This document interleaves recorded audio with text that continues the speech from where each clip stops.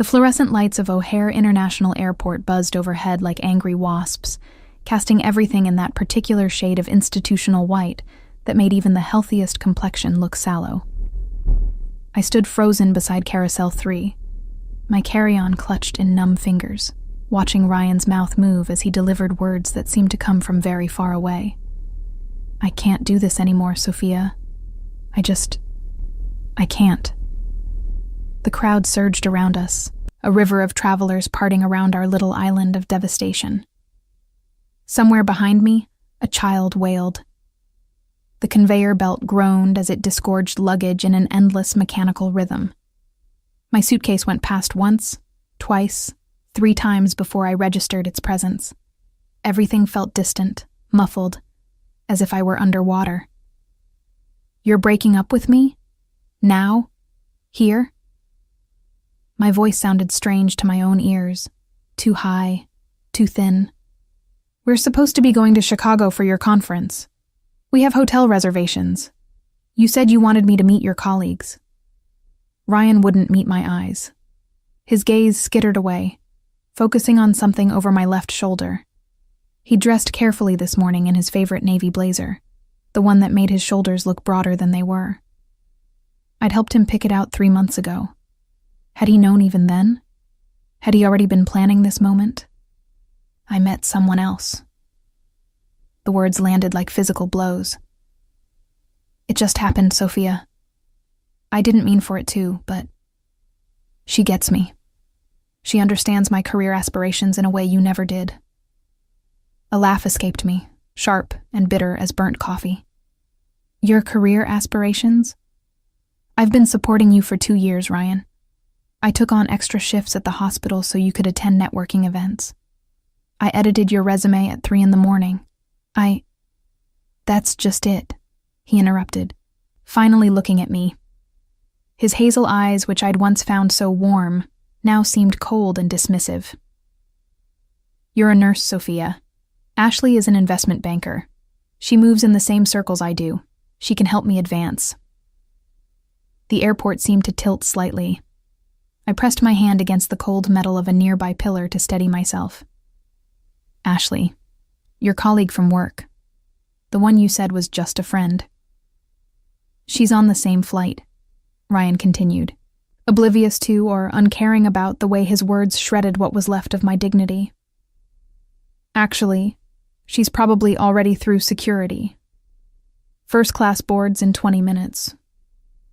He glanced at his watch, an expensive piece I knew he couldn't afford. Or could he? How much about this man did I actually know? So you've been planning this? It wasn't a question. The pieces were falling into place with horrible clarity. The late-night strategy sessions and the weekend team-building retreats. The way he'd started criticizing everything about me over the past few months. My clothes, my hair, my lack of interest in his tedious office politics. Look, I'll PayPal you money for the hotel cancellation.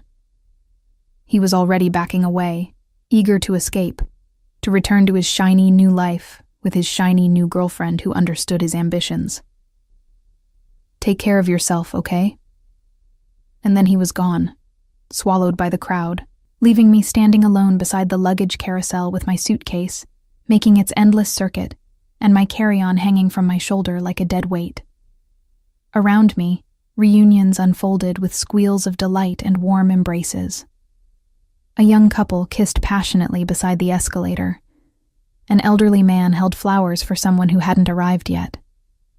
I grabbed my suitcase on its next pass, my hands moving mechanically, while my mind remained stuck in a loop of disbelief. 2 years.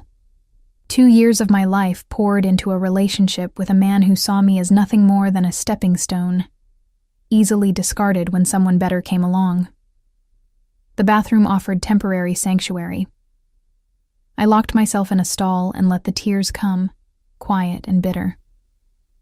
My phone buzzed insistently in my pocket. Probably Ryan, making sure I'd received his blood money PayPal transaction.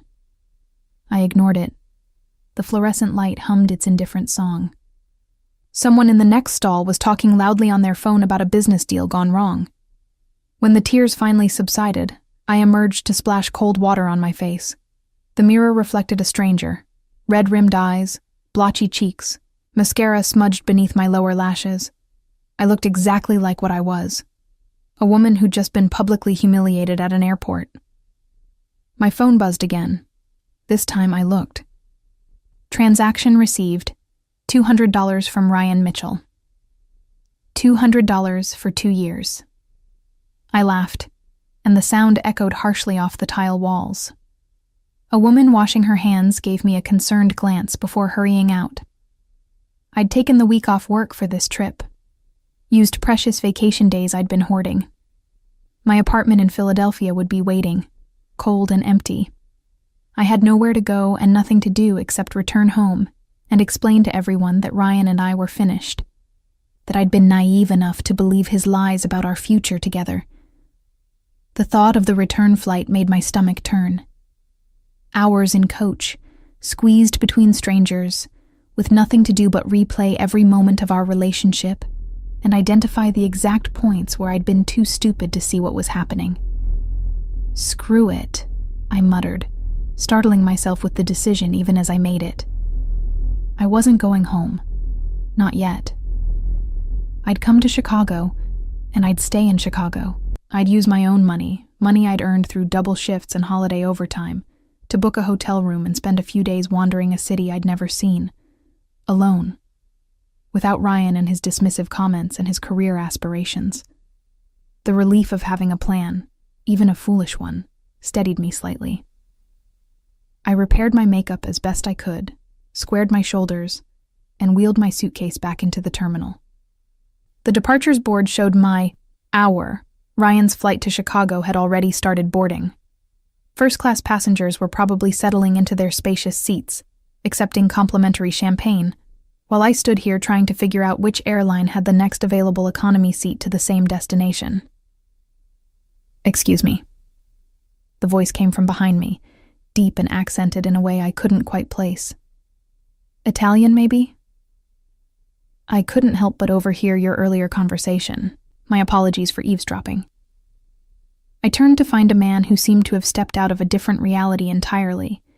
He was tall, easily over 6 feet, with dark hair swept back from a face that belonged on a fashion magazine cover rather than in an airport terminal. His charcoal suit probably cost more than my monthly rent. A watch that screamed expensive money glinted at his wrist. But it was his eyes that caught my attention, dark as espresso, studying me with an intensity that felt both invasive and strangely kind. "I'm sorry," I managed, thrown off balance by his sudden appearance. "The gentleman who just left you." His mouth curved slightly, though I wouldn't call it a smile exactly. "He's an idiot, if you'll forgive the observation." Heat flooded my cheeks. Of course someone had witnessed my humiliation. Why not make it complete? Thank you? I don't. I shook my head, at a loss for words. "You were planning to go to Chicago, yes?" He slid his hands into his pockets, the gesture somehow making him look more approachable despite his obvious wealth. "I'm heading there myself. Private jet, plenty of room. You're welcome to join me if you'd like to avoid the commercial flight delays." I stared at him. "That's very kind, but I don't even know your name." "Luca," he said, extending a hand. "Luca Vitelli." His handshake was firm, warm. Up close, I caught the scent of his cologne, something expensive and subtle, with notes of cedar and bergamot. Everything about him screamed money and power, from his Italian leather shoes to the way he stood, utterly confident in his place in the world. "Sophia Reynolds." My voice came out steadier than I felt. "And while I appreciate the offer, I couldn't possibly accept a ride from a stranger." "Understandable." He withdrew his hand but didn't move away. "Though, technically, we're no longer strangers. We've been introduced." That almost smile appeared again. "And I promise you, my jet is significantly more comfortable than anything you'll find in coach. Plus, no crying babies." Despite everything, I felt a small laugh escape. "You make a compelling argument, Mr. Vitelli." "Luca," he corrected gently. "And I'm serious about the offer. I hate to see someone in distress when I have the means to help." His eyes held mine, and I saw something there beyond mere politeness, a genuine warmth that seemed at odds with his obvious wealth and power. No strings attached, just a ride to Chicago, and perhaps a chance to restore your faith that not all men are complete bastards. I should have said no.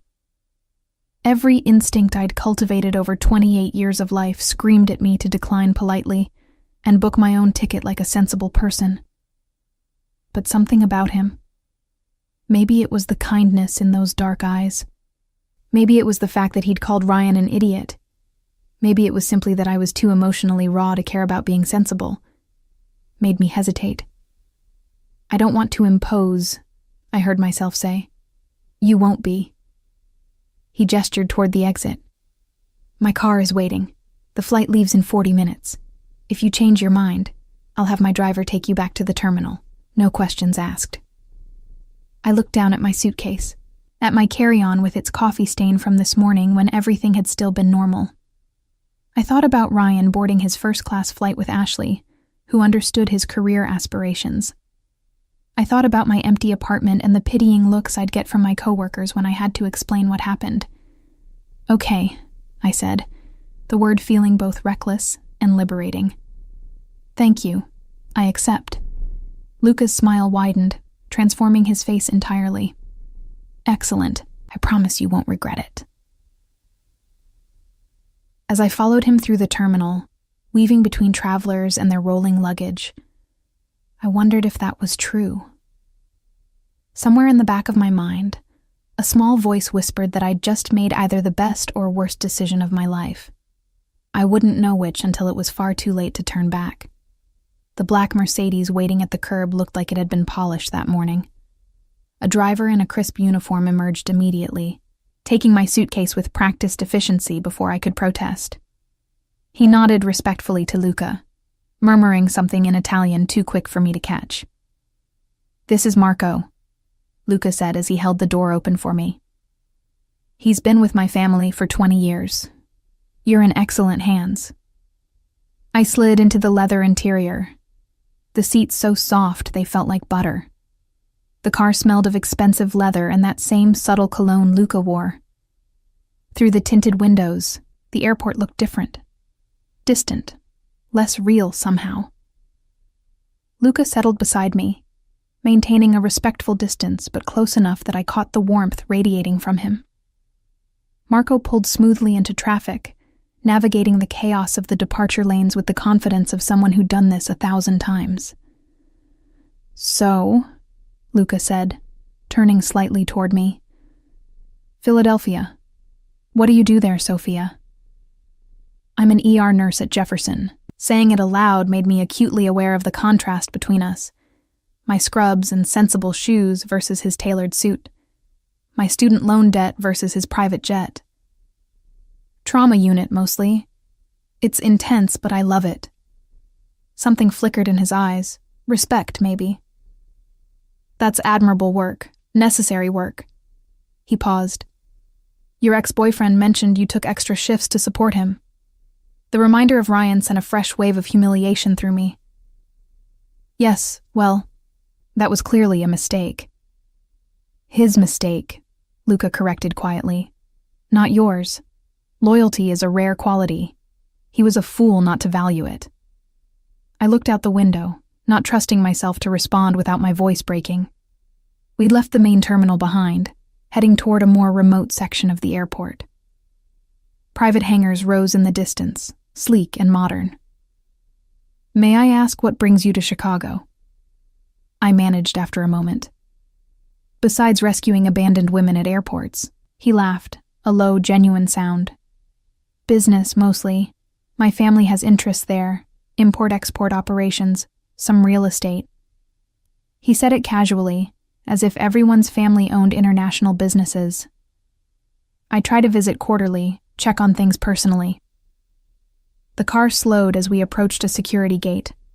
Marco showed credentials to the guard, who waved us through without question. I caught a glimpse of the man's face, the way his expression shifted when he saw Luca, something that looked almost like fear beneath the professional courtesy.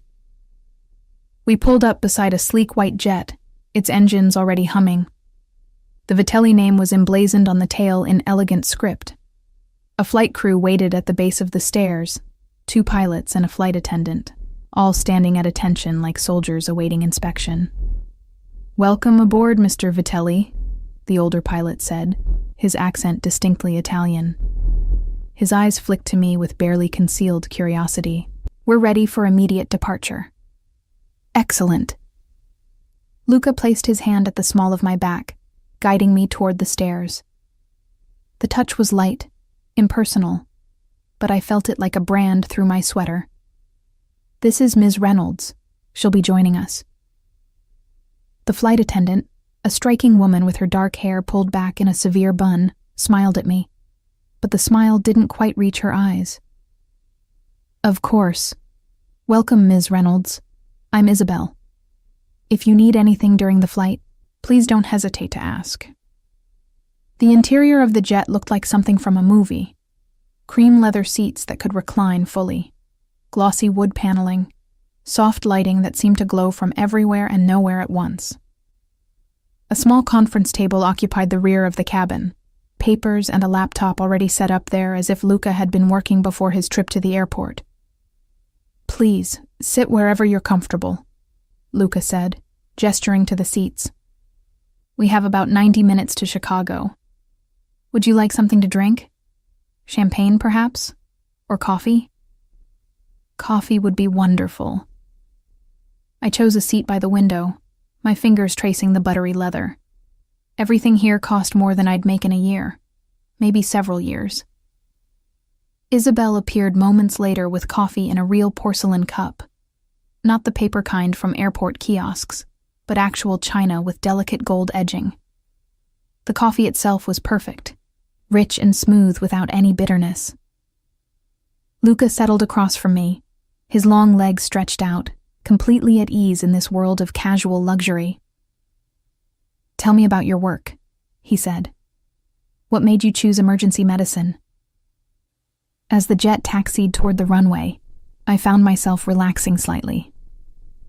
Luca was easy to talk to, asking intelligent questions and actually listening to my answers. He seemed genuinely interested in my stories from the ER, the saves, the losses, the dark humor that kept us all sane during the worst shifts.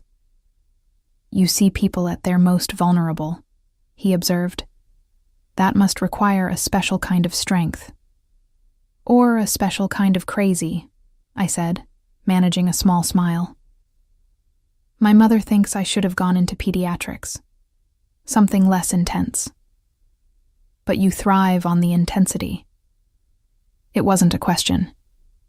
"You're someone who runs toward danger, not away from it." The observation unsettled me slightly because it was true. I'd always been drawn to the chaos of the trauma bay, the split-second decisions, the way time seemed to both slow and accelerate when someone's life hung in the balance. "What about you?" I asked, deflecting. "What's it like running an import-export business?" Something shifted in his expression, so subtle I almost missed it. "It's complicated. Family businesses always are. My father built the company from nothing when he immigrated from Sicily. Now my brother Enzo and I work to maintain his legacy and expand into new markets." "Is your father still involved?" "He oversees things from Chicago. Salvatore Vitelli doesn't believe in retirement." Luca's mouth quirked. "He'll probably die at his desk reviewing shipping manifests." The way he said his father's name carried a weight I couldn't quite identify. Respect, certainly, but also something else. Wariness, perhaps. My phone buzzed. I pulled it from my pocket to find a text from an unknown number. "I see you've upgraded your travel accommodations. Enjoy your flight with your new friend." Our ice flooded my veins. How did Ryan? I looked out the window instinctively, though we were already airborne. the ground falling away beneath us. "What is it?" Luca's voice sharpened. I showed him the message, my hand trembling slightly. He's watching me somehow. Or he was. But how would he even know about this? Luca's expression darkened as he read the text. He pulled out his own phone, typed something rapidly, then set it aside. "Don't respond. Don't engage with him at all." "He's probably just being petty," I said, but anxiety coiled in my stomach. "Trying to make me feel like I can't move on or something." "Perhaps." Luca didn't look convinced. "Or perhaps he's more interested in who you're traveling with than in you." The comment struck me as odd. "What do you mean?" He seemed to choose his words carefully. "My family is well known in certain circles. It's possible he recognized the name, did some quick research." He paused. "The Vitelli name carries weight." "Weight?" I repeated. "Influence. Connections." He held my gaze. "Sophia, I want to be honest with you.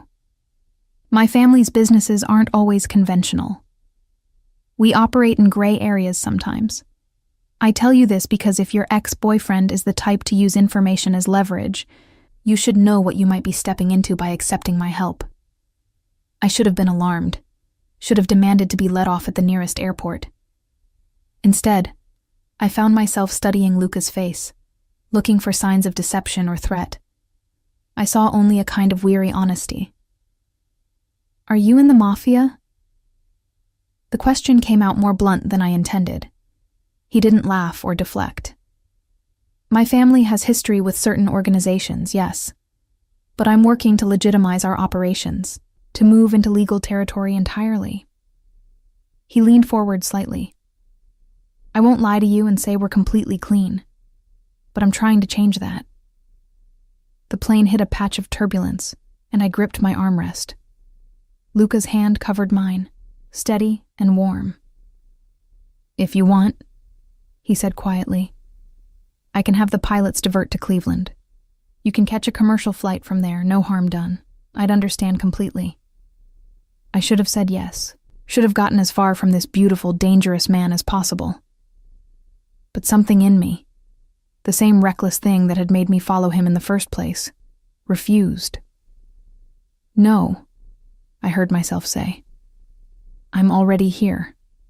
And honestly, after the day I've had, the Mafia almost seems like a normal problem."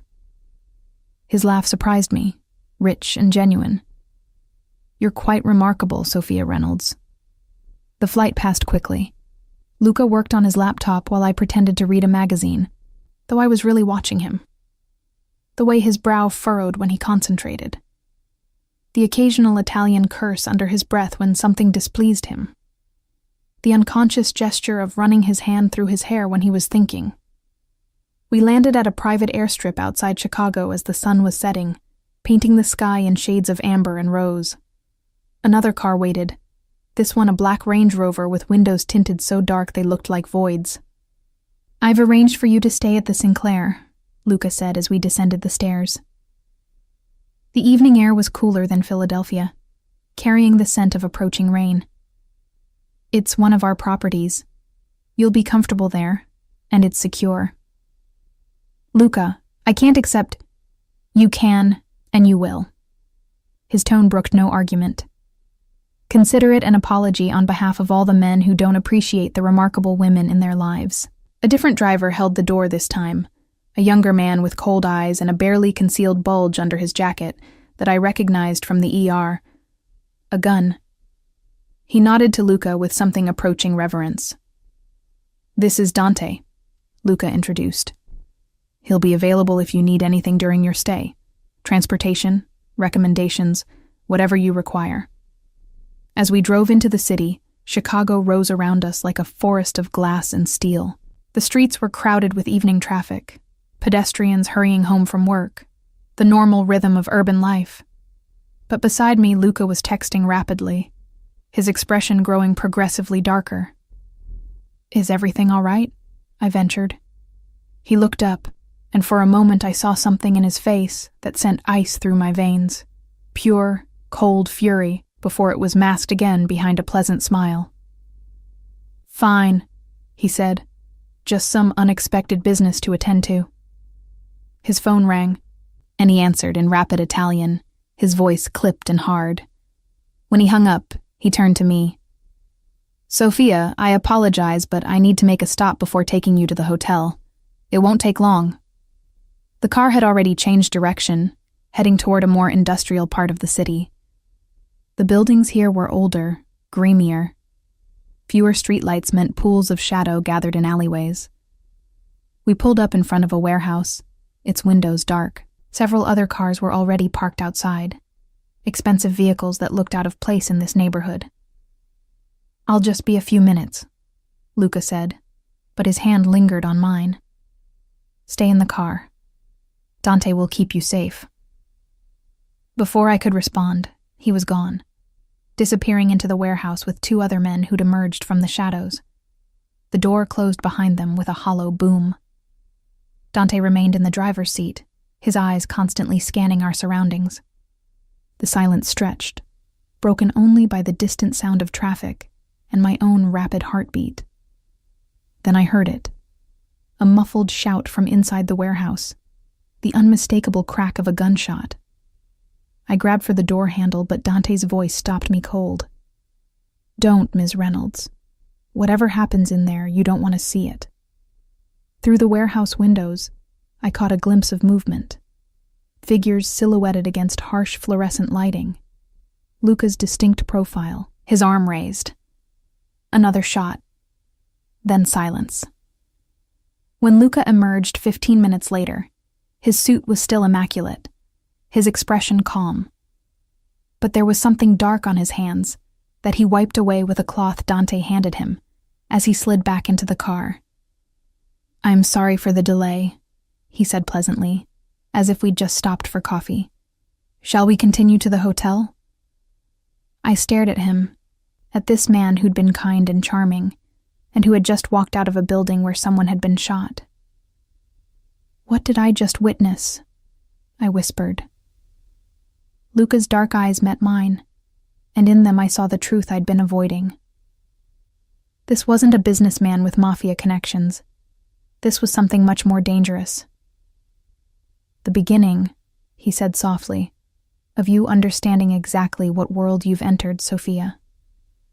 The car pulled back into traffic, carrying me deeper into a reality I was only beginning to comprehend, one where private jets and murder existed side by side, where a kind smile could hide lethal intent, and where I, Elena Sophia Reynolds, Philadelphia ER nurse, had somehow become entangled with forces I'd only ever seen on television. Ryan's text suddenly made terrible sense. He hadn't been petty or jealous.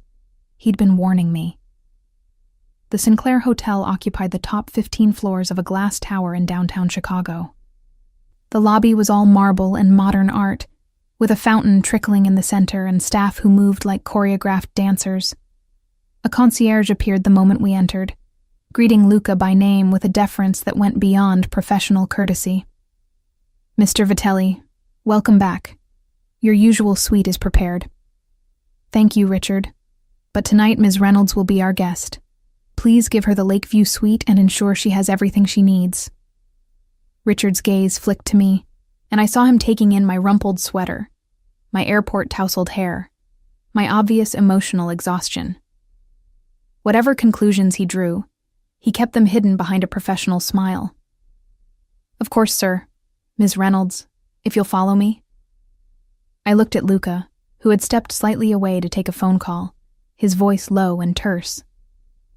Blood, or what I desperately hoped was something else, had left a faint smudge on his collar, despite his attempts to clean himself. The contrast between his elegant appearance and what I'd witnessed at the warehouse made my stomach turn. When he finished his call, Luca turned back to me. "I need to attend to some matters tonight, but I'll check on you tomorrow. Please, order anything you'd like from room service. It's taken care of. Luca." I kept my voice low, conscious of Richard waiting discreetly nearby. "What happened back there?" His expression softened. Nothing for you to worry about. A business dispute that required immediate resolution. Someone was shot. Yes. He didn't deny it, didn't try to soften the reality. Someone who represented a threat to my family and our interests. It's handled now. The casual way he discussed violence should have terrified me.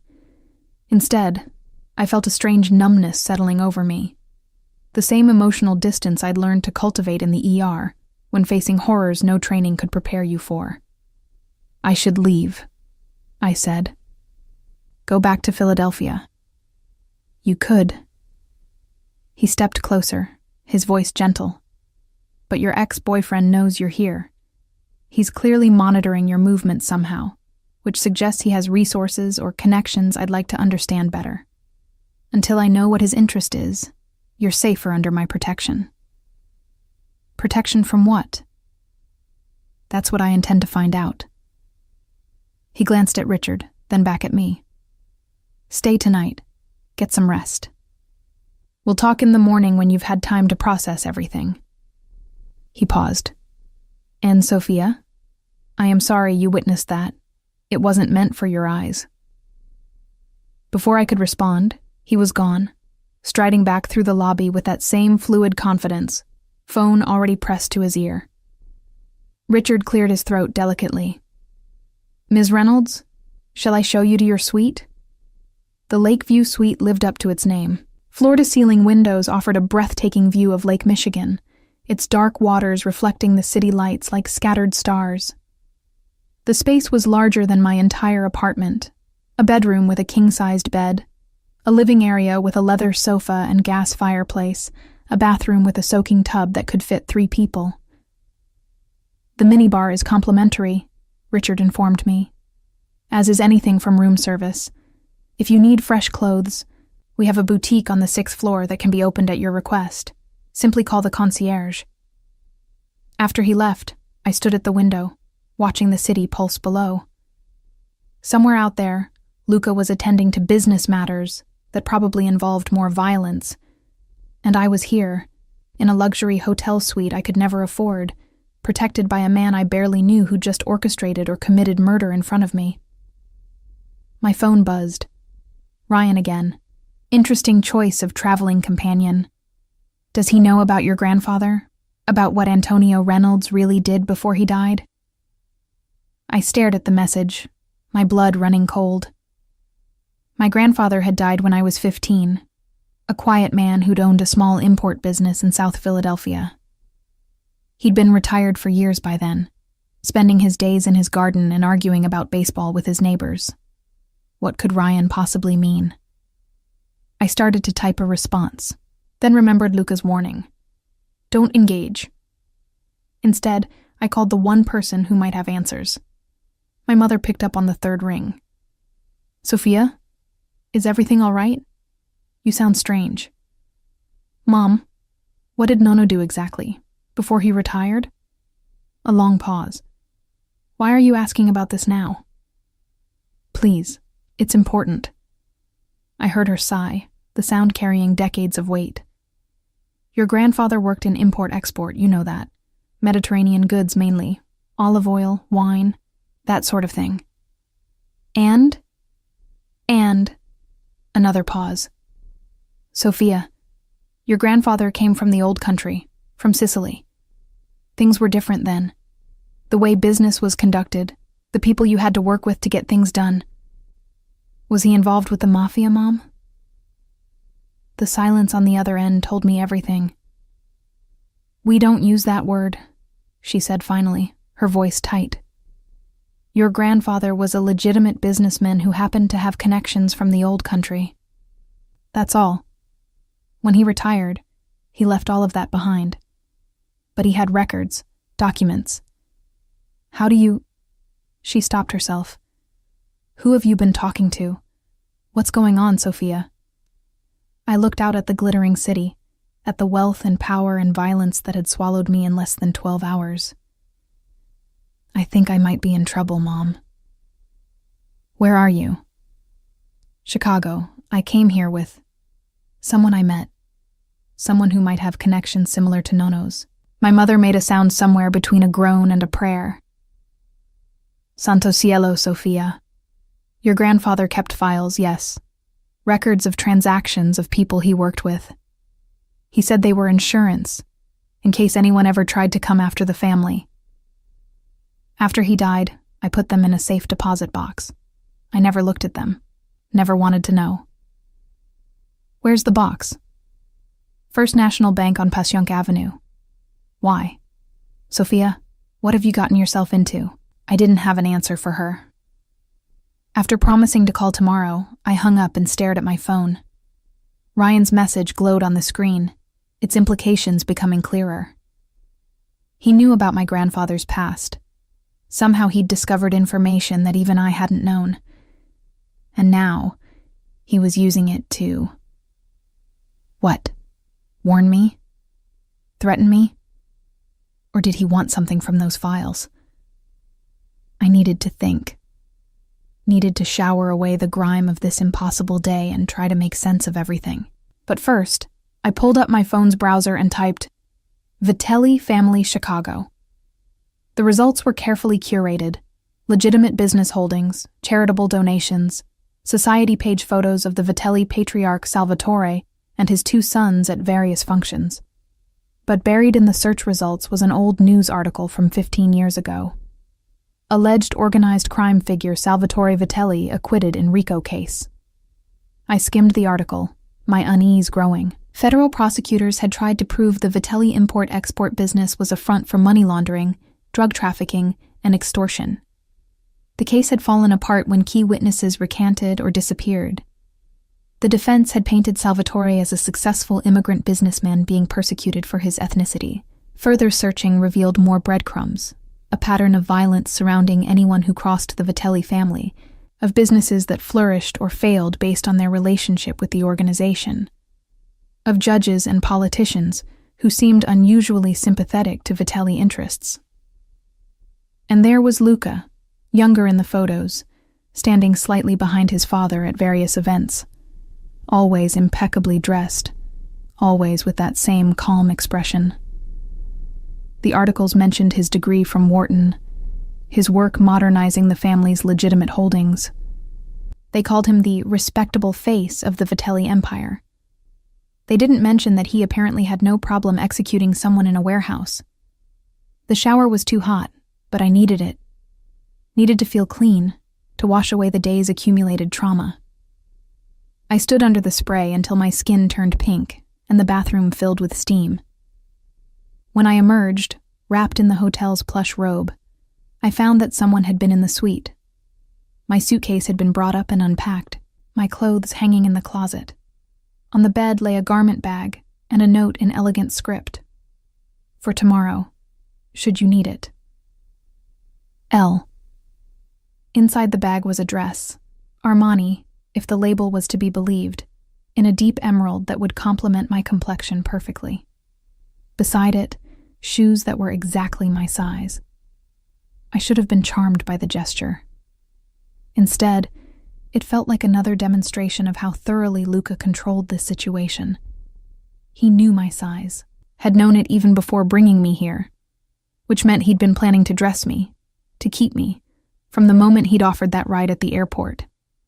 The room service menu offered everything from caviar to Chicago deep dish pizza. I ordered soup and bread, my appetite gone, but knowing I needed to eat something. When it arrived, brought by a server who moved with military precision and called me Ms. Reynolds like he'd been briefed on my presence. I forced myself to consume it mechanically while staring out at the lake. My phone buzzed again. This time it wasn't Ryan, but an unknown number. Your grandfather Antonio worked with Salvatore Vitelli 40 years ago. The records he kept could destroy both families, or make someone very rich. Your ex-boyfriend works for the Morettis now. They want those files. So does Luca. You're a pawn in a game you don't understand. Get out while you can. A friend I stared at the message, my hands trembling. The Morettis. Another name from my cursory research. Rivals to the Vitellis, locked in a decades-long struggle for control of Chicago's criminal enterprises. Ryan worked for them. That's how he'd known where I was, who I was with. And somehow, he'd discovered that my dead grandfather's insurance files, records I'd never known existed, were valuable enough to spark a war between crime families. A war I'd stumbled into because I'd accepted a ride on a private jet. The knock at my door made me jump. I crept to the peephole, expecting hotel staff or perhaps Dante. Instead, I saw a woman I'd never met. Elegant, around 40, with dark hair and a Chanel suit. She smiled at the door as if she knew I was watching. "Ms. Reynolds," she called softly. "My name is Francesca Vitelli, Luca's aunt. I believe we need to talk about your grandfather and the rather precarious position you found yourself in." I opened the door because I was tired of being in the dark, tired of cryptic messages and half-truths. If this woman had answers, I needed to hear them. Francesca entered with the bearing of someone accustomed to luxury, her heels clicking on the hardwood. She took in the suite with a knowing smile. "Luca certainly knows how to make an impression," she observed. She settled onto the sofa, crossing her legs. "Please sit. We have much to discuss." I remained standing, my arms crossed defensively. "How did you know I was here?" "Darling, I know everything that happens in properties my family owns." She opened her clutch, withdrawing a slim file. "And I know about these. The documents your grandfather kept as insurance. Records of transactions, names, dates, evidence of crimes that could bring down both our organization and the Morettis if they ever saw daylight. I don't have them. No, but you can access them. And that makes you incredibly valuable." Her smile was sharp. "It also makes you incredibly dangerous. To everyone. I should leave. Go back to Philadelphia tonight." "You could try." Francesca's expression hardened. "But Ryan Mitchell, yes, we know his name, has already reported your presence here to Victor Moretti. They're watching your mother's house as we speak. They'll watch the bank where those files are stored. If you try to retrieve them, you'll be intercepted. If you try to run, they'll grab you and force you to get the files for them." Horror washed through me. "My mother is under our protection now, though she doesn't know it." Luca anticipated this development. Francesca leaned forward. "My nephew brought you into this world for a reason, Ms. Reynolds. Not because he was being charitable at an airport, but because he recognized your name.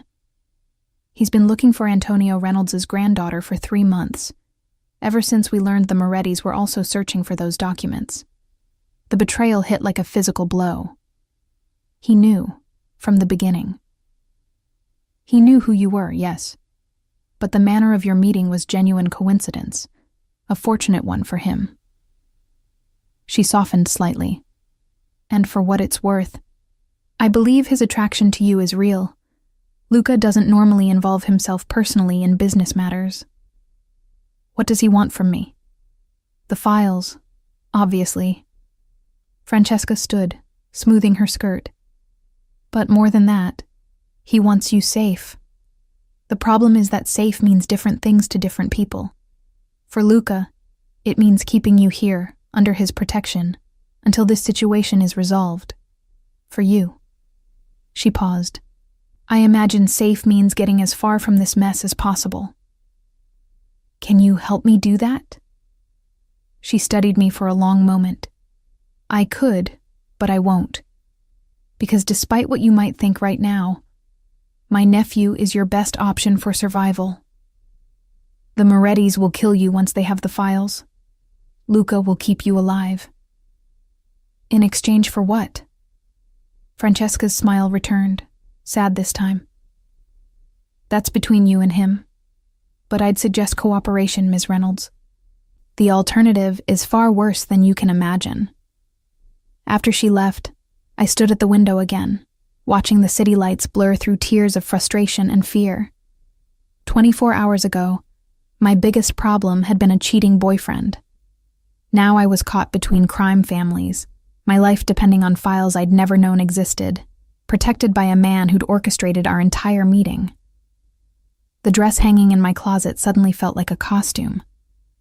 Tomorrow, I'd wear it and play the part Luca had assigned me, because what choice did I have?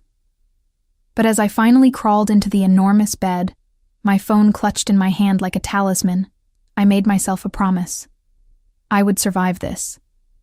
And when it was over, Luca Vitelli would learn that Sophia Reynolds was nobody's pawn. She was a trauma nurse. She ran toward danger for a living, and she'd been underestimated before.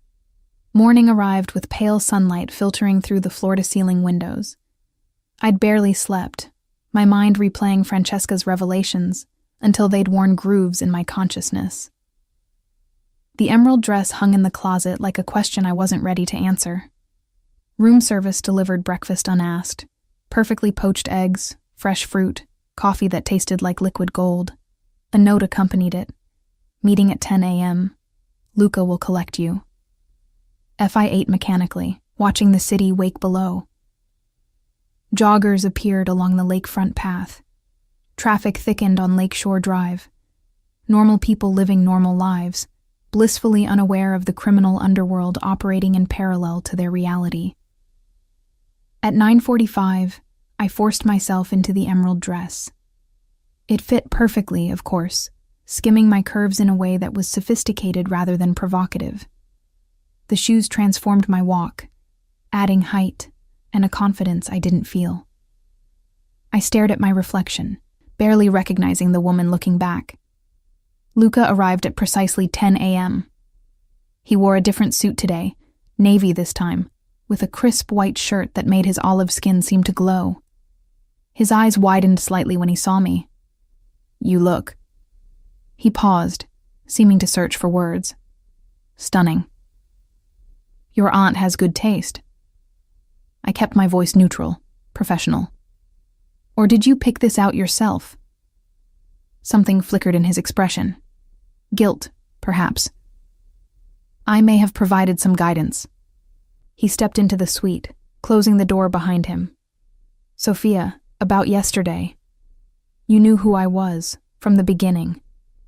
I crossed my arms. "At the airport, when you so generously offered me a ride, you'd already been looking for me." He didn't deny it. "Yes. I'd been trying to locate you for months. The airport meeting was coincidence, a fortunate one for me. But I won't pretend I wouldn't have eventually found you anyway." "And the kindness? The concern about Ryan? That was all manipulation?" "No." He moved closer, his voice earnest. "That was real. I did think he was an idiot. I did want to help you. The fact that it also served my interests doesn't negate that." I laughed bitterly. "You should hear yourself. It served my interests. I'm not a business deal, Luca."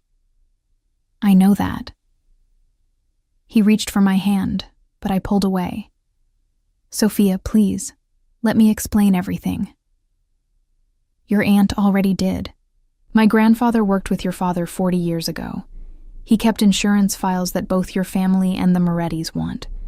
Ryan works for your enemies and has been using me to get access to those files. Did I miss anything? The part where I intend to protect you." His jaw tightened.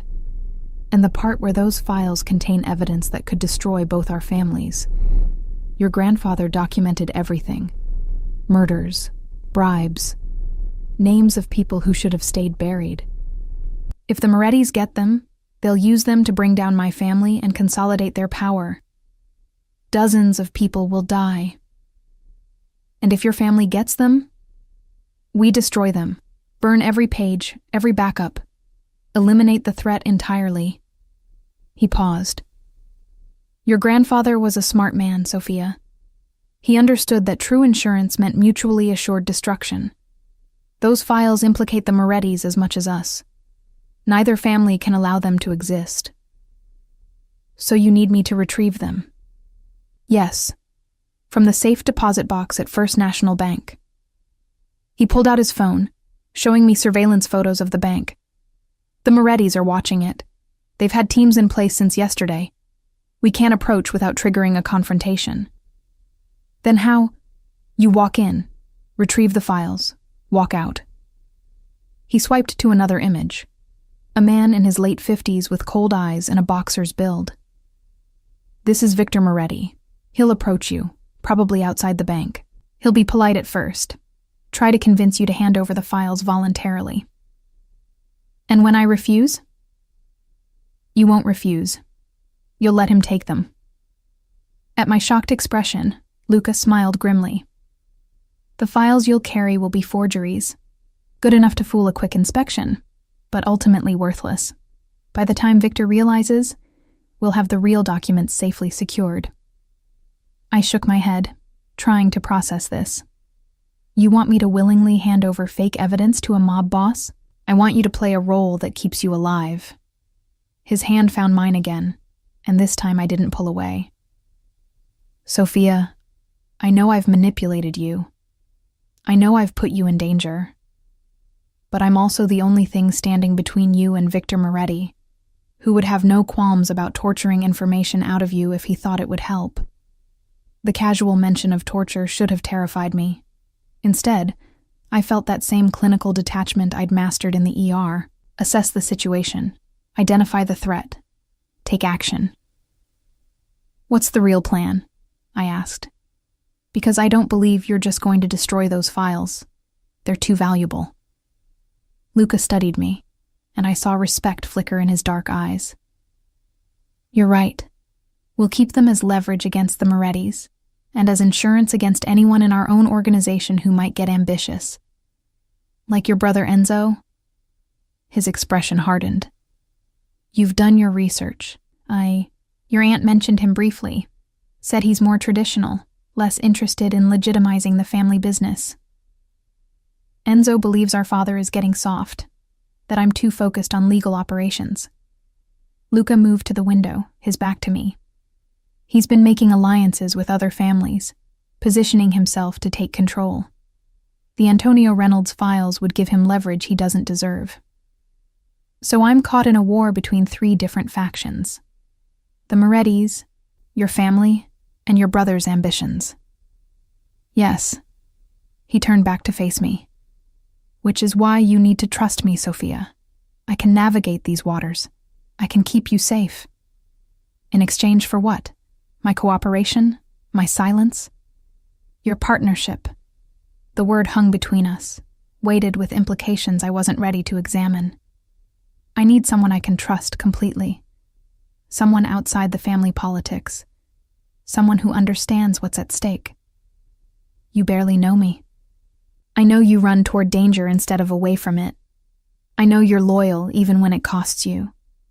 I know you're smart enough to see through my manipulation, but pragmatic enough to understand why I did it." He stepped closer. "And I know that despite everything, you haven't run. You're still here." Because I have nowhere else to go, I thought. But I didn't say it aloud. "When do we do this?"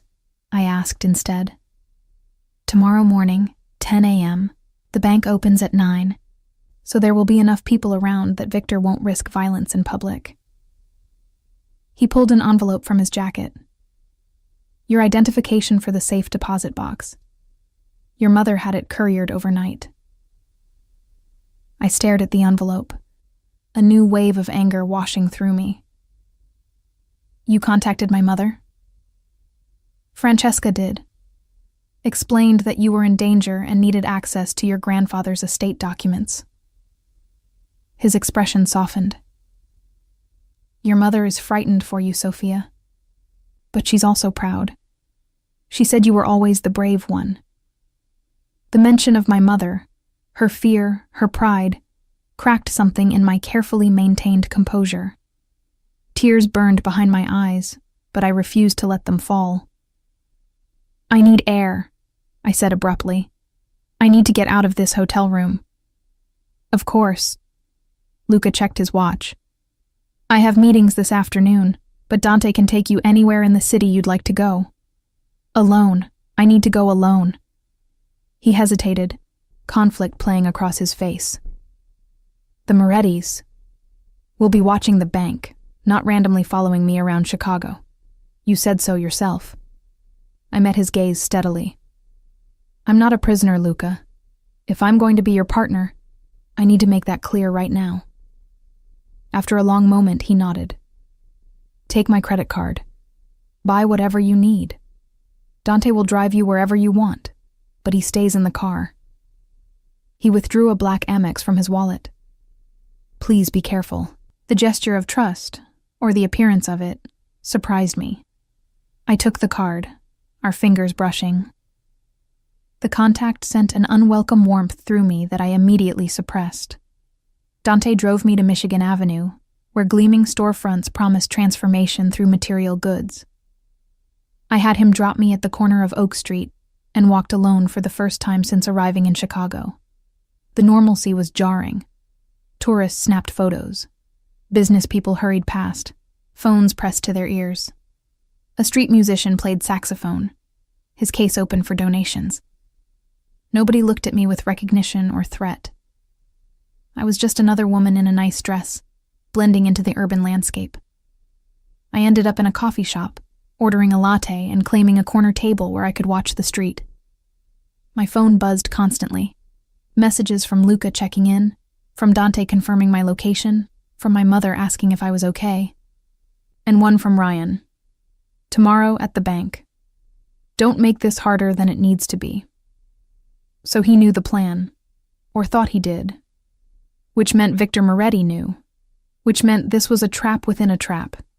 Everyone maneuvering for advantage while I stood in the middle wondering which direction would get me killed. Mind if I sit? The voice was familiar. Not Luca's smooth baritone, but something rougher, tinged with a New York accent. I looked up to find a man in his 30s, handsome in a weathered way, with sandy hair and green eyes. He wore jeans and a leather jacket, decidedly out of place among Michigan Avenue's designer shoppers. Do I know you? I asked carefully. Not yet. He slid into the chair across from me uninvited. But you knew my sister, Sarah Mitchell, Ryan's older sister. My blood went cold. I thought Sarah lived in California. She did, until 3 months ago, when she OD'd in a motel room in Oakland. His expression was hard, grief wrapped in anger. Heroin laced with fentanyl, the kind of stuff that's been flooding the streets since the Morettis took over distribution from the Vitellis. I didn't know what to say. Ryan had mentioned his sister occasionally, always vaguely, changing the subject when I asked questions. I'd assumed they were estranged. I'm sorry for your loss, I managed. Ryan thinks the Vitellis killed her. Some kind of message to the Morettis. He leaned forward, his voice low. He's wrong. I've been investigating for months. The shipment that killed Sarah came through Moretti channels, but the orders came from inside the Vitelli organization. What are you saying? I'm saying Enzo Vitelli is running his own operation behind his father's back, importing fentanyl through Moretti territory, letting them take the risk in the heat while he collects the profit. He's been playing both families against each other, and Sarah was collateral damage. The revelation hit like a sledgehammer. Why are you telling me this? Because Ryan is using you to get to those files. He thinks they'll prove the Vitellis killed our sister. He's planning to hand them to the FBI once he gets copies. He pulled out his phone, showing me a photo. Ryan meeting with a man in a suit I didn't recognize. That's Special Agent Marcus Wade, Organized Crime Task Force. Ryan's been working with them for 2 months. My mind reeled. Ryan wasn't working for the Morettis. He was working with federal agents, trying to bring down both crime families as revenge for his sister's death. And you? I asked. What do you want? Same thing as Ryan, but I'm not stupid enough to trust the FBI. Those files disappear into evidence, and the agents who touch them start dying mysteriously. The only way to really bring these families down is to make everything public. Leak the documents to every major newspaper, post them online, make them impossible to suppress. That would destroy dozens of lives. Good. His eyes blazed with cold fury. These people are murderers, Ms. Reynolds. They destroy lives every day. Sarah was 27. She had a daughter. My niece is growing up without a mother because some mobster decided profit mattered more than human lives. I understood his pain, his rage. I'd seen it countless times in the ER. Family members learning their loved one hadn't survived. That senseless violence had stolen someone irreplaceable. But I also understood that the Antonio Reynolds files contained 40 years of names and crimes. Innocent people would be caught in the blast radius if those documents went public. "I can't help you," I said quietly. "Can't or won't." He stood, looking down at me with something like pity. "Luca Vitelli is charming, I'm sure. Good at making you feel protected. But he's just another monster in an expensive suit. Don't forget that when he asks you to compromise your principles." After he left, I sat for a long time, my coffee going cold. The web was more complex than I'd understood. Ryan working with the FBI. Enzo Vitelli running independent operations. Victor Moretti caught between two Vitelli brothers' ambitions. And me, holding the key to files that everyone wanted for different reasons. My phone buzzed. "Luca. Where are you?" Dante lost visual. I looked around the coffee shop and spotted the surveillance. A man in a business suit at the counter who'd been reading the same newspaper for 20 minutes. One of Luca's people, presumably. Or perhaps Victor's. Or maybe even FBI watching their witness Ryan's ex-girlfriend. I texted back. Michigan Avenue. Getting coffee. Needed to think. His response was immediate. "Come back to the hotel. We need to talk." But I wasn't ready to return to my gilded cage. Instead, I walked, letting my feet carry me north along the lake. The water stretched gray and endless, whitecaps visible in the distance. Sailboats dotted the horizon, their occupants blissfully unaware of the criminal machinations unfolding in the city behind them. Eventually, I found myself at Navy Pier, the tourist destination crowded with families and couples. I bought a ticket for the Ferris wheel on impulse, wanting to see the city from above, to gain perspective on my impossible situation. As the wheel carried me upward, Chicago spread out below like a glittering promise. So many lives intersecting, so many stories playing out simultaneously. Down there, Luca was managing his criminal empire. Victor Moretti was planning his next move. Enzo Vitelli was building his secret kingdom.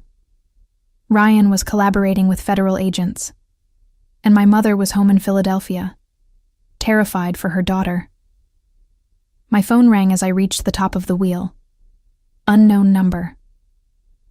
"Sophia Reynolds?" A woman's voice, professional and clipped. "Yes?" "This is Special Agent Marcus Wade's assistant. He'd like to meet with you this evening. 6 p.m. at Millennium Park, near the Bean. Come alone." "I don't think..." "Ryan will be there. He says there are things you need to know about Luca Vitelli. Things that might change your mind about whose side you're on." The line went dead. I stared at my phone as the Ferris wheel completed its rotation and began descending. Everyone wanted something from me. Everyone had their own version of the truth, their own justification for the violence they were willing to commit. But maybe Ryan, for all his faults, could give me information without the filter of criminal self-interest. Maybe the FBI could actually protect me better than Luca's armed guards in luxury hotels. Or maybe this was exactly the kind of thinking that got people killed. When I returned to the Sinclair, Luca was waiting in my suite. He stood by the window, his posture tense, and turned immediately when I entered. "You were gone for 3 hours." His voice was controlled, but I heard the undercurrent of worry. "Dante said a man approached you in the coffee shop?" "Ryan's brother. He told me about Sarah, about Enzo." I set down the shopping bags I'd accumulated, clothes I didn't need, purchased with Luca's money as if I could buy my way into normalcy. "Is it true? Is your brother running fentanyl through Moretti territory?" Luca's jaw tightened. "Where did you hear that?" "Is it true?" For a long moment he said nothing. Then, "Yes. My father and I discovered it 2 weeks ago. Enzo has been building his own empire behind our backs, using our connections but keeping the profits. The Antonio Reynolds files would give him leverage to push my father aside and take control completely, and Sarah Mitchell was one of dozens who died from Enzo's product. He moved toward me, his expression anguished. Sophia. I didn't know about her until after she died. If I had, I would have stopped it. I would have... He broke off, running a hand through his hair. This is why I need those files, to stop Enzo before more people die. The FBI wants to meet with me, tonight. I watched his reaction carefully. His expression went dangerously cold. Absolutely not. Ryan will be there. Ryan is working with federal agents to build a case against my family. If you meet with them, you become part of that investigation. They'll use you, Sophia. Make promises they can't keep, then leave you exposed when things go wrong. As opposed to you using me? I've never lied about what I'm asking you to do. He stepped closer, his voice intense. Yes, I need those files. Yes, I brought you into this for my own purposes. But I also care about keeping you alive.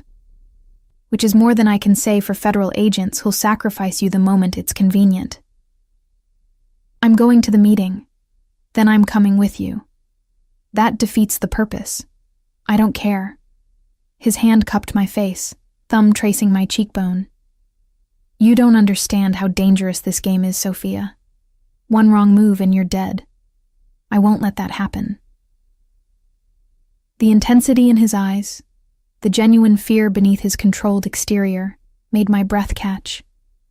This wasn't manipulation or strategy. This was real emotion from a man who'd probably spent years training himself not to feel anything. I need the truth, I whispered. All of it. Not your version or Ryan's version or your brother's version. I need to know what I'm really choosing. Then I'll give it to you. He lowered his hand, but didn't step back. But not here. Too many ears, too many cameras. Come with me tonight after your meeting. Let me show you something that will help you understand. Understand what? Why some of us choose to live in the darkness. His smile was sad. And why, despite everything, I'm trying to find my way back to the light. The bean, officially Cloudgate, reflected the evening sky and its polished surface, turning sunset into abstract art. Tourists posed for photos beneath the sculpture while I stood at its edge, watching for Ryan among the crowd. Luca had insisted on coming despite my protests, positioning himself with Dante on a bench 50 yards away. Close enough to intervene if things went wrong, far enough to maintain the illusion of privacy.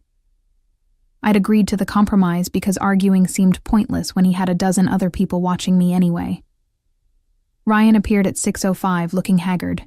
The confident businessman from the airport had been replaced by someone hunted, his eyes constantly scanning the crowd. He wore a baseball cap and sunglasses despite the fading light. Sophia. He stopped a few feet away, maintaining distance. Thank you for coming. Your brother found me this afternoon, told me about Sarah. I kept my voice neutral, professional. I'm sorry for your loss. Are you? His laugh was bitter. You're sleeping in Vitelli's hotel, wearing clothes he bought you. Seems like you've moved on pretty quickly from our relationship. You dumped me at an airport, Ryan. What I do now is none of your business. He had the grace to look ashamed. You're right. I'm sorry about that. About all of it. He glanced around nervously. Is he here? Vitelli? Nearby, but this conversation is between us. For now. Ryan moved closer, his voice dropping. Sophia, listen to me. I know you think Luca is protecting you, but he's not. He's controlling you, making you dependent on him so you'll do what he wants. And you're different. You tracked me to Chicago. You've been monitoring my movements. You knew I went to his hotel. Because I'm trying to save your life. He pulled out his phone, showing me a photo.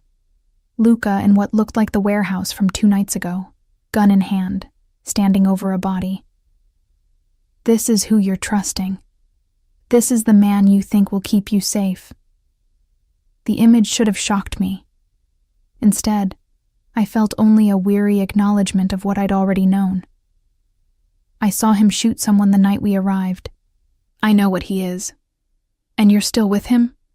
I'm still alive. That counts for something. I crossed my arms. What do you want, Ryan? Why did the FBI arrange this meeting?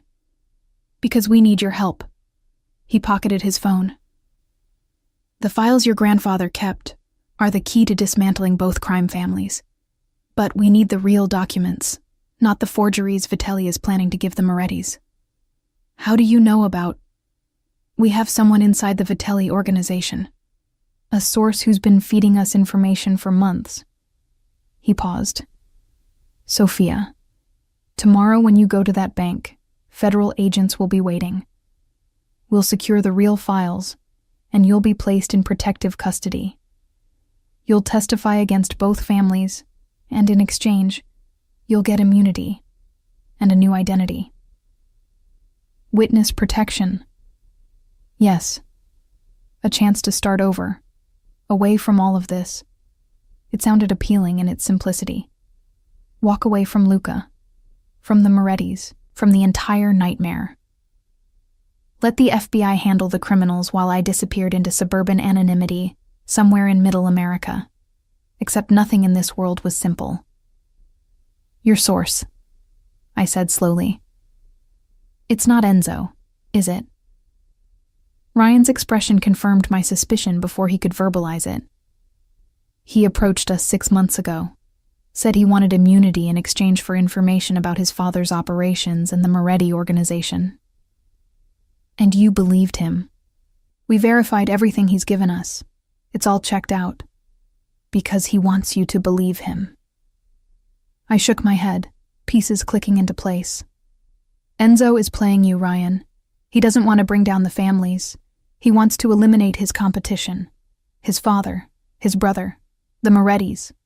So he can take over completely. You don't know that. I know that men like Enzo don't cooperate with federal agents out of the goodness of their hearts. Whatever he's told you, whatever evidence he's provided, it serves his purposes. I stepped closer.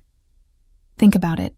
If the FBI arrests Salvatore and Luca Vitelli based on those files, who takes control of the organization? Doubt flickered in Ryan's eyes. Agent Wade has been monitoring.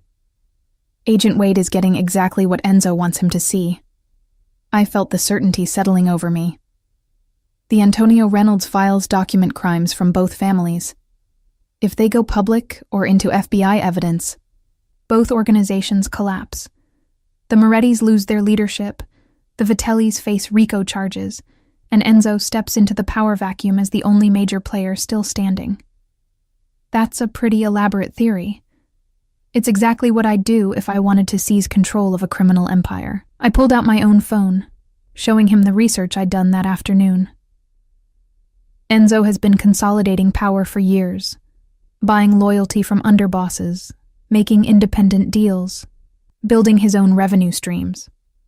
The Antonio Reynolds files are his nuclear option, the weapon that eliminates everyone in his way. Ryan stared at the information, his expression shifting from skepticism to dawning horror. If you're right, if Enzo is manipulating the investigation, then tomorrow at the bank, you'll be arresting the wrong people while the real threat walks away clean. A man in a suit appeared from the crowd. Tall, 50s, with the bearing of someone accustomed to authority. Agent Wade, presumably. He looked between Ryan and me with evident frustration. Ms. Reynolds, he said, extending a badge. Special Agent Marcus Wade, I need you to come with us for your own protection. Am I under arrest? Not yet, but interfering with a federal investigation. She's not interfering. Luca's voice cut through the tension as he appeared beside me, Dante flanking him. She's exercising her right to legal counsel before discussing anything with federal agents. I'm sure you understand, Agent Wade. Wade's expression hardened. Mr. Vitelli, should have known you'd be nearby. Ms. Reynolds is under my protection. Naturally, I take an interest in who she speaks with. Luca's hand found the small of my back, a gesture of possession that made Wade's jaw tighten. And naturally, I'm curious why the FBI is using my family's rival to manipulate a civilian into providing evidence. We're trying to save her life. By making her a target? Luca's voice was dangerous, soft. By association with your investigation, you've painted a crosshair on her back. Every criminal organization in Chicago now knows she has access to the Antonio Reynolds files. If anything happens to her, Agent Wade, that blood is on your hands. Wade turned to Ryan. You said she'd cooperate. I thought...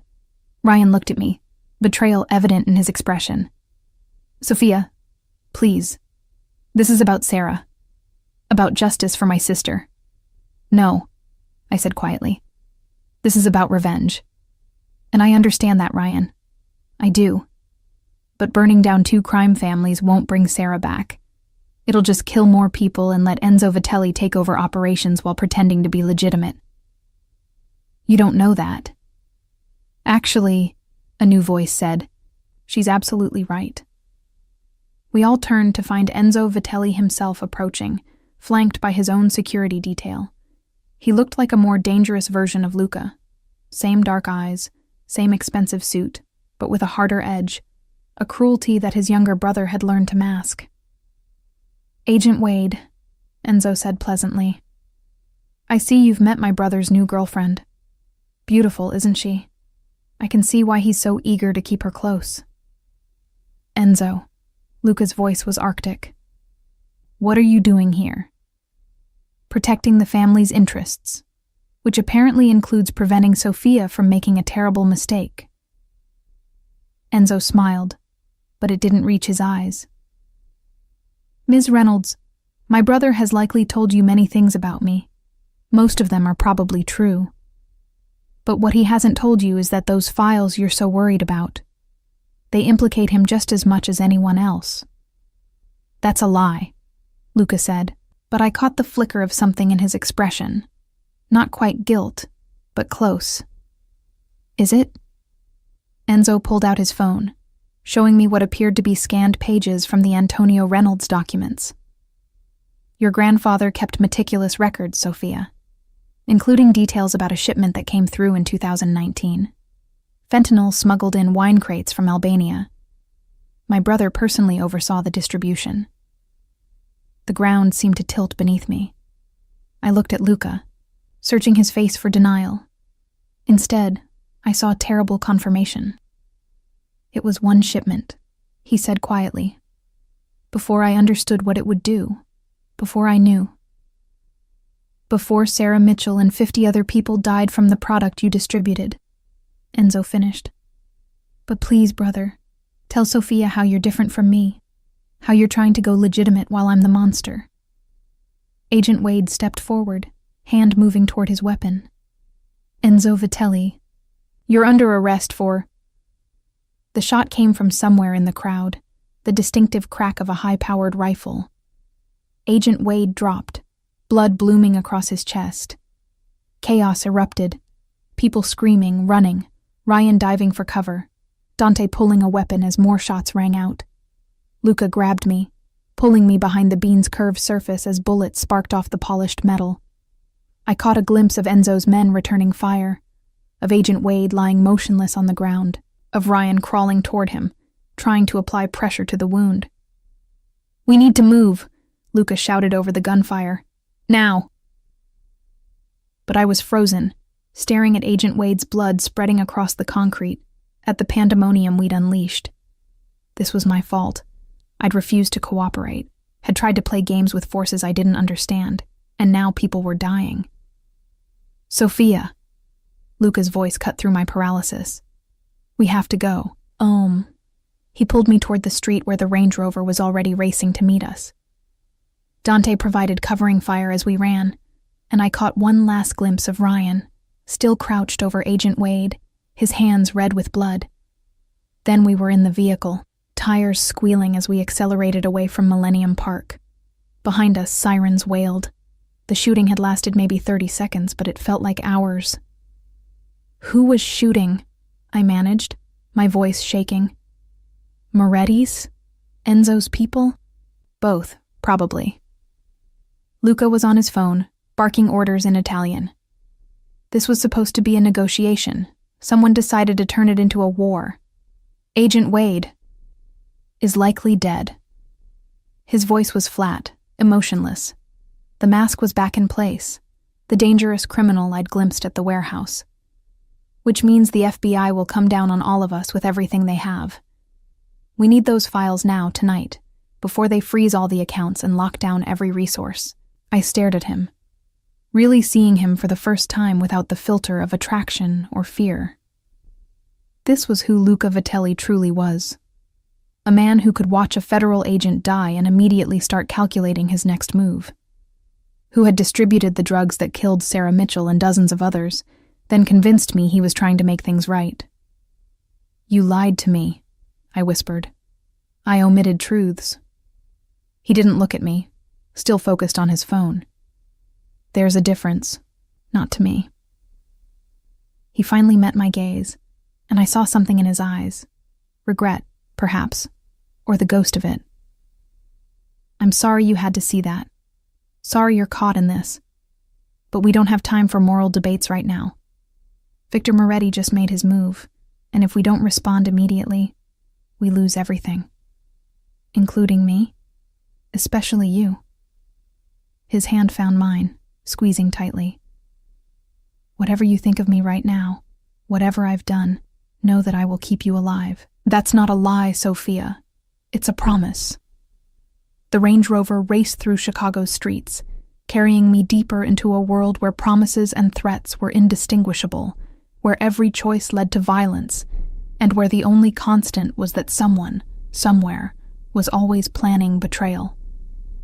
Behind us, Millennium Park blazed with police lights, agents swarming the scene where one of their own had fallen.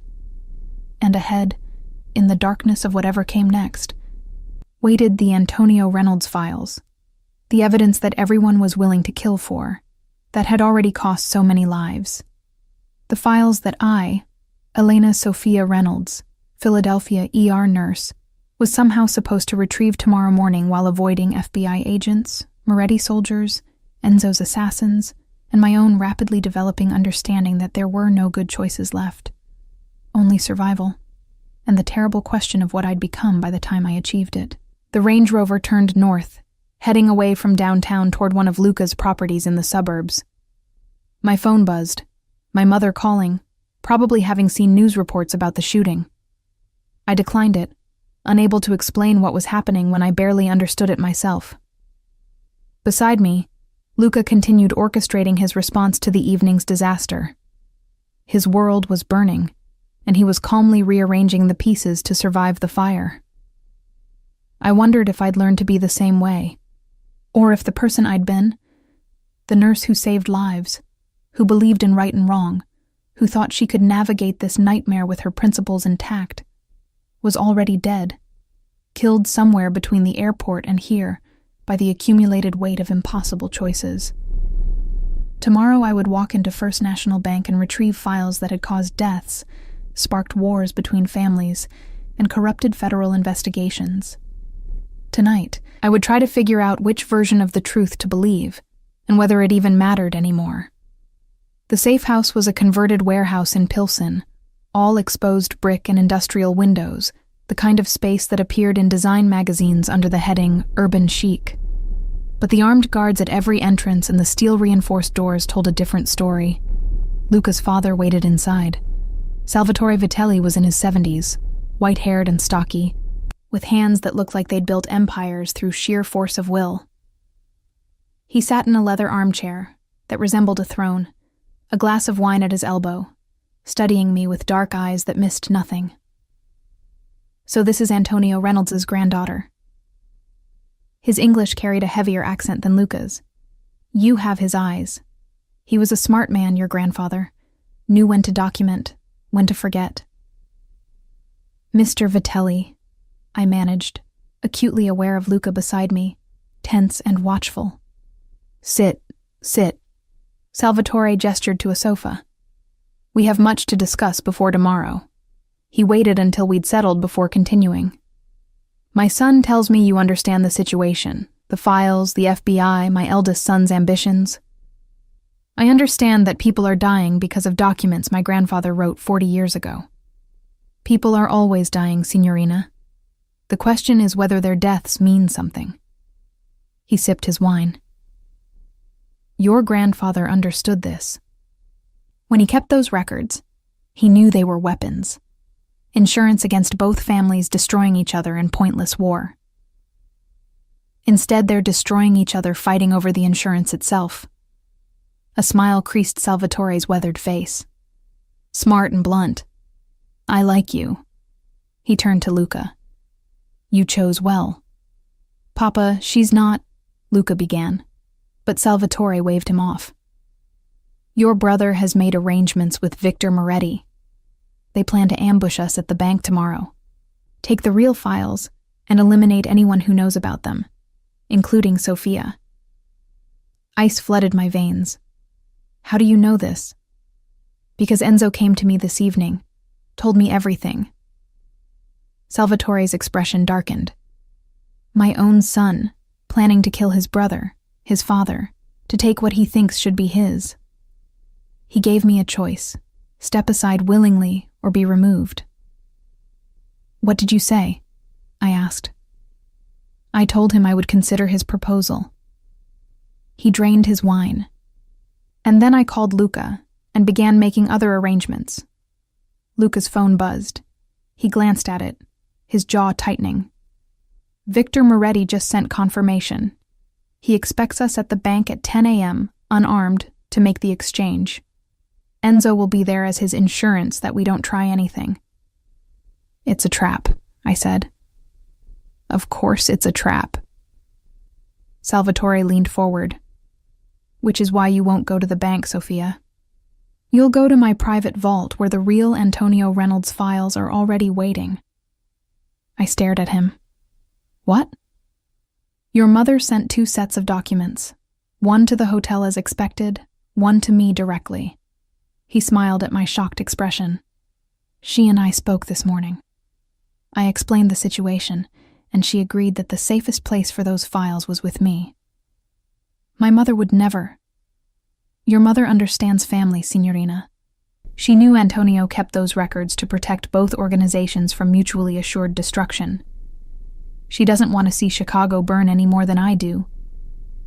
Luca was already on his feet. Papa, if the files aren't at the bank, then Enzo and Victor will realize they've been played. They'll turn on each other, and in the chaos, we eliminate them both. Salvatore stood, slower than his son, age evident in the careful way he moved. Victor has been planning to betray Enzo anyway. He's old-school Moretti. He doesn't trust Vitelli's even when they're allies. Enzo knows this, which is why he's arranged for Victor to be killed during the exchange. How do you... I began, because Enzo has been sending me his plans for weeks, thinking I was cooperating. Salvatore's expression was bitter. My own son, so eager for power that he would sacrifice everything our family built. Everything your grandfather and I built together, Sophia. The revelation that my grandfather and Salvatore had been genuine partners, not just criminal associates, shifted something in my understanding. Whatever Antonio Reynolds had been, he'd believed in something beyond mere profit. Believed it enough to keep records that protected both families from destruction. What's your plan? Luca asked his father.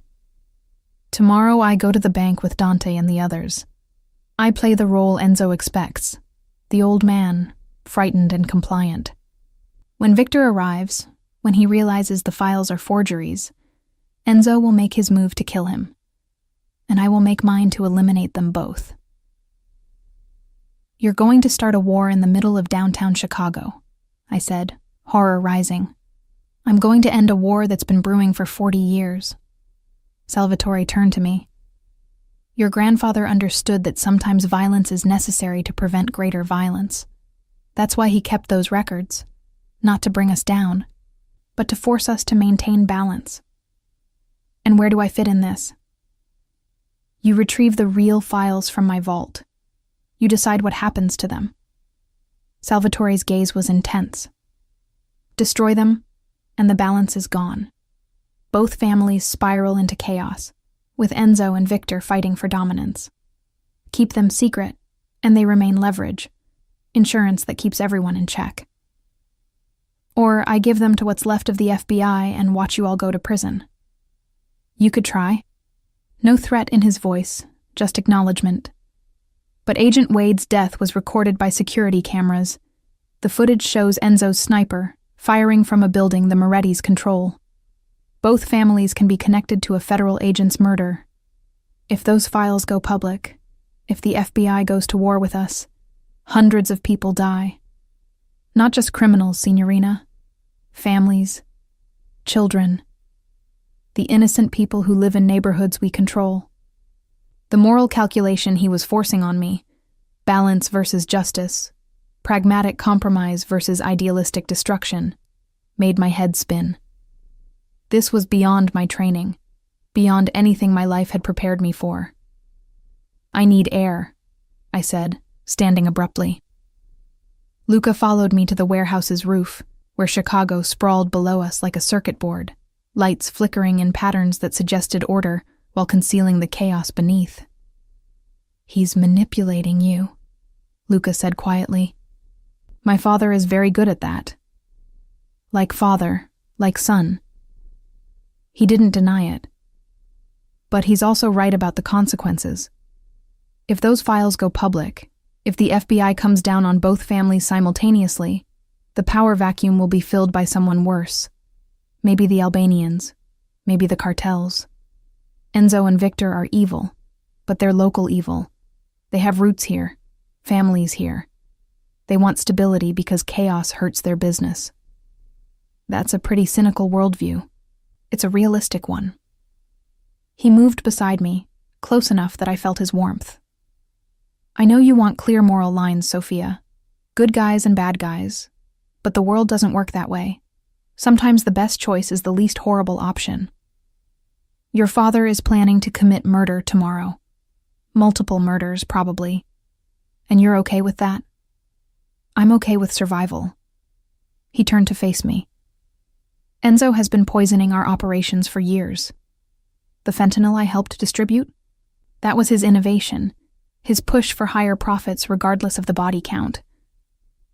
My father and I tried to stop it, but Enzo had already built alliances we couldn't break without triggering civil war. His hand found mine.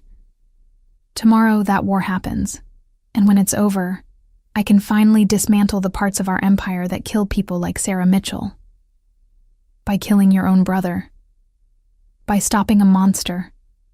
His voice was raw. You think I want this? Enzo is my brother. We grew up together. But he's become something I can't allow to exist. Below us, sirens wailed. Ambulances, police cars, the constant soundtrack of urban crisis. My world for the past 5 years, rushing toward emergencies, trying to save lives that forces like the Vitellis and Morettis casually destroyed. The real files, I said slowly. Where are they exactly? In my father's private vault. Only he and I know the location. Luca paused. And now you, if you agree to help us. Help you murder people. Help us end this cycle. He squeezed my hand. Sophia, I know what I'm asking. I know it goes against everything you believe. But tomorrow, one way or another, people are going to die. The question is whether their deaths lead to more chaos or to something better. I thought about Agent Wade, bleeding out on the concrete, about Sarah Mitchell and the dozens who'd overdosed on Enzo's product, about my grandfather Antonio, keeping meticulous records because he understood that information was the only weapon against entropy. Show me the vault, I said finally. The vault was in the sub-basement of a legitimate Vitelli property, an art gallery in River North.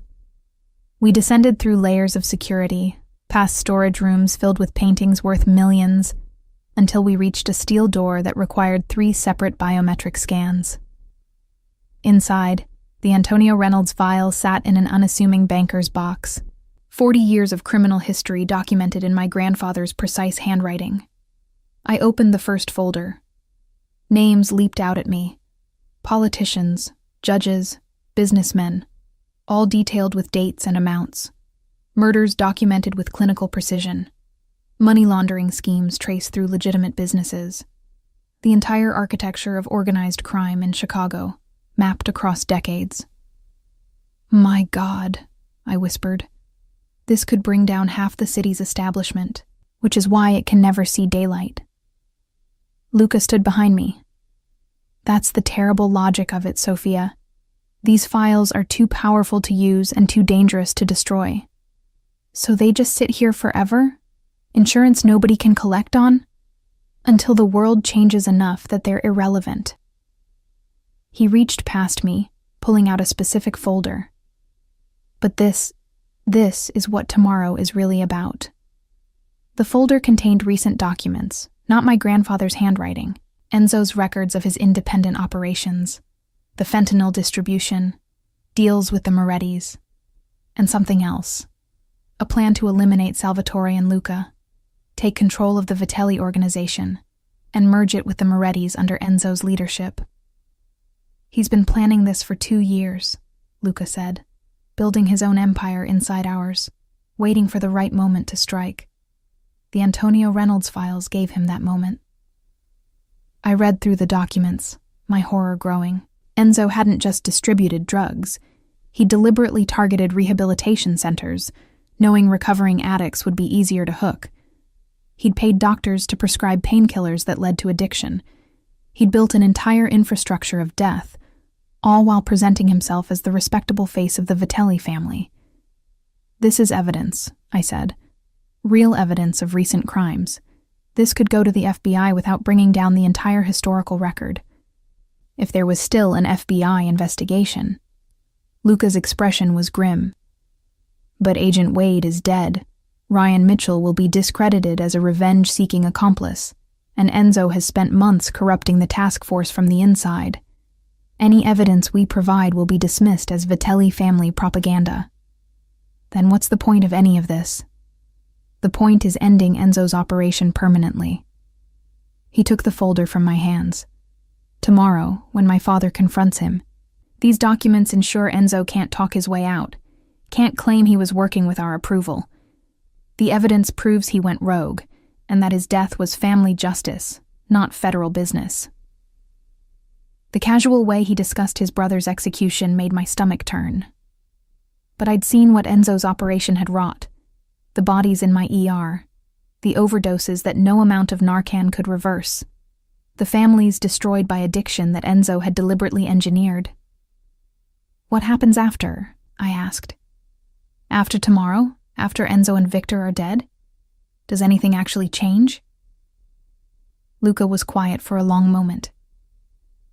"I want to believe it will. That I can steer the family toward legitimate business. Phase out the operations that cause real harm." He met my eyes. "But honestly, I don't know. My father is old. Soon I'll be in charge. And then I'll have to make the same impossible choices he's made for 50 years. Unless you walk away and let someone worse take over." He shook his head. "That's the trap, Sophia. The logic that keeps you locked in the darkness. You can't leave because leaving means abandoning everyone to something worse." I understood suddenly why he'd been drawn to me. Not just because I could access the files, but because I represented escape. A life outside the criminal empire, where choices were clear and morality wasn't a negotiation. "I can't be part of this," I said quietly.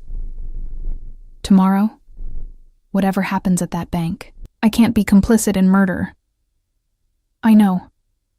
He didn't try to change my mind. "Which is why you'll be here, in this vault, safe from everything. When it's over, I'll come for you. And then you'll decide." "Decide what?" "Whether I'm someone you can build a future with, or another monster you need to run from." The vulnerability in his voice surprised me. Luca Vitelli, crime lord, killer, manipulator, asking if I could love him despite knowing what he was. I don't know, I answered honestly. That's fair. He pulled me close, his forehead resting against mine. But after tomorrow, after you've had time to process everything, I hope you'll give me a chance to find out. Morning came with pale sunlight filtering through the gallery's skylight. I'd spent the night on a cot in the vault's antechamber, unable to sleep, replaying every choice that had led me here. At 9:45 a.m., Luca appeared one last time before leaving for the bank. Everything's in place, he said. My father has 30 men positioned around First National. Victor's bringing 40. Enzo thinks he has surprise on his side, but we've known his plan for weeks. It's going to be a massacre. It's going to be surgical. He cupped my face. I need you to understand something, Sophia. Whatever happens today, whatever you see on the news, I did it to end this, to give us a chance at something better. Luca. He kissed me then, hard and desperate, a drowning man's kiss.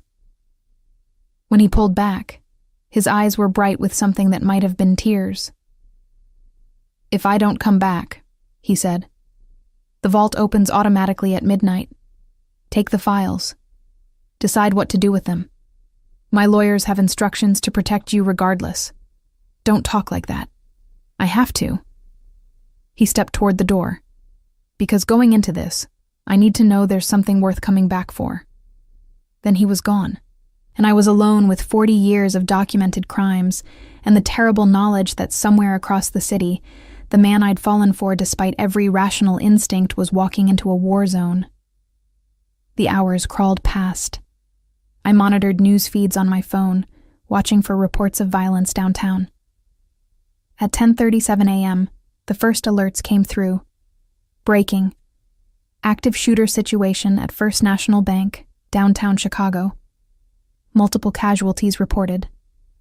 My hands shook as I pulled up live stream footage. Police had cordoned off the entire block. Helicopters circled overhead. Witnesses spoke of explosions, sustained gunfire, dozens of armed men. Then I saw him. Salvatore Vitelli being loaded into an ambulance, his white shirt soaked with blood. I tried calling Luca. No answer. Tried Dante. Nothing. At 11:15 a.m., a breaking news update made my blood freeze. Salvatore Vitelli, alleged Chicago crime boss, dead at scene. Son Enzo Vitelli also killed. Federal agents coordinating response. I stared at the screen. Salvatore dead. Enzo dead. But no mention of Luca or Victor Moretti. At 11:42, my phone rang. Unknown number. Sophia. Luca's voice was ragged with exhaustion and pain. It's done. Your father.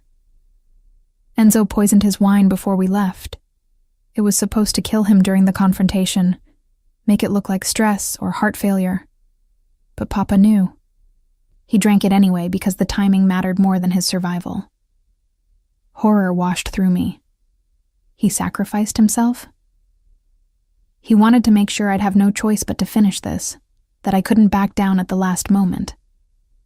Luca's voice broke. He died holding Enzo's hand, whispering forgiveness. And then Victor made his move and... Victor's dead too? Yes. His own people turned on him when they realized Enzo had been planning to eliminate them all along. The organization is fractured, leaderless. It'll take them months to regroup. And the FBI? Are swarming the scene, collecting evidence that will implicate both families in Agent Wade's murder and decades of other crimes. He paused. But they won't find the Antonio Reynolds files. Those are still safe. Where are you? Leaving Chicago. I can't stay here. Can't take over what my father built. Not anymore. His voice was hollow. My father's death is being reported as a heart attack. Enzo's as a casualty of gang violence. The official story keeps the Vitelli legitimate businesses clean. Luca, what are you saying? I'm saying I'm walking away, liquidating everything I can, setting up trusts for the families who depend on our businesses, and disappearing. He drew a shaky breath. And I'm asking if you'll come with me. The offer hung between us, weighted with impossibility and promise. Come where? Italy. My mother's family owns vineyards in Tuscany. Small, quiet, far from all of this. He laughed softly. I know it sounds insane. I manipulated you, put your life in danger, introduced you to a world you should never have seen. But somewhere in all that darkness, I fell in love with you, Sophia Reynolds. And I'm hoping you might give me a chance to become someone worthy of that. I should have said no. Should have hung up. Taken the files to whatever remained of the FBI task force, and returned to my simple life in Philadelphia. But I was tired of running toward other people's emergencies while ignoring my own. Tired of saving lives in the ER only to watch them return, destroyed by systems I couldn't change. Tired of being careful, sensible, safe. The files, I said. We destroy them, all of them. No insurance, no leverage. We burn it all and walk away clean. Sophia, those are my terms. We don't carry this poison forward. We let the past die. A long silence. Then, okay, we destroy them. And Luca? No more lies, no more manipulation. If we do this, we do it as partners, equals. Partners, he agreed. Equals, I promise. I looked around the vault, at the accumulated evidence of decades of crime and corruption, at the box containing my grandfather's meticulous records, at the folder detailing Enzo's operation. Then I pulled out my lighter. The paper caught quickly, flames consuming names and dates and documented murders. 40 years of carefully preserved evidence turning to ash. As the fire grew, I stepped back, watching history burn. When the vault's sprinkler system activated, I was already moving toward the exit, toward the unknown future waiting beyond these walls, toward Luca and whatever we might become together, free from the weight of our family's sins. My phone buzzed. A text from my mother. Your grandfather would be proud. The past doesn't own us, mija. Live your life. I smiled through tears, understanding finally that Antonio Reynolds hadn't kept those files as insurance against destruction. He'd kept them as a reminder. That terrible knowledge existed not to be used, but to be transcended. At the gallery's exit, a car waited. Luca stood beside it, bloodied but alive, his eyes finding mine across the distance.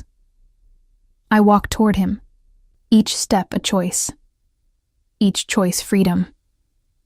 Ready? He asked as I reached him. I took his hand, feeling the calluses, the strength, the tremble of exhaustion and grief. Ready?